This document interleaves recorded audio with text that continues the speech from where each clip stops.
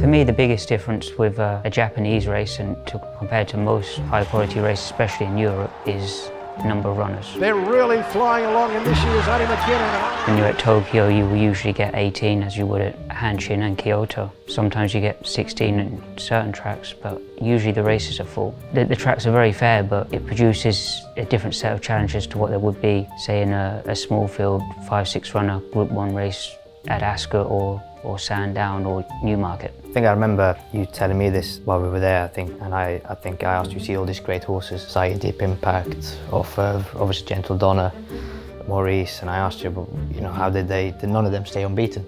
And I remember you saying every race is 16 to 18 runners, and obviously every big race is a challenge even when you have the best horse. I mean, one of the oldest sayings in racing is the bigger the field, the bigger the certainty, but when you have 18 competitors, so many things can go wrong. The draw will be a factor, and if a horse is winning those races, beating that number of horses, you know it's high class. Here's Stoneberry! Stoneberry jumping out of the ground! Stoneberry gets up with Ryan Morgan. And latest Persian Knight, Stelvio goes to it. William Buick gets his first Japanese Group 1.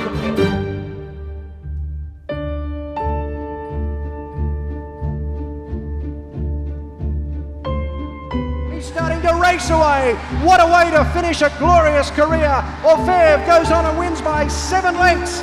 But I think Willie actually rode Orfèvre.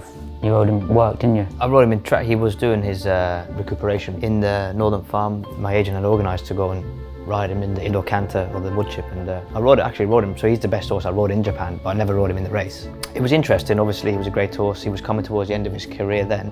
I was in the race when he finished second in the Japan Cup, when Gentle Donna beat him. And I remember the move Orfèvre made, and it was unbelievable.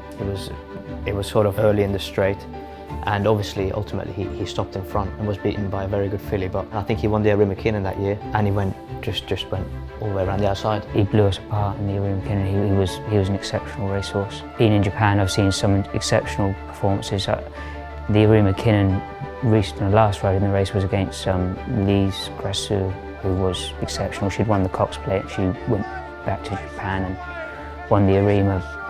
Couldn't have been more impressive.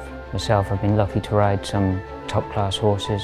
Maurice, probably the best horse I've rode in Japan. He was top class, he was very good at a mile and a mile and a quarter. And I also rode Contrail. It looks like he'd be favourite for the Japan Cup.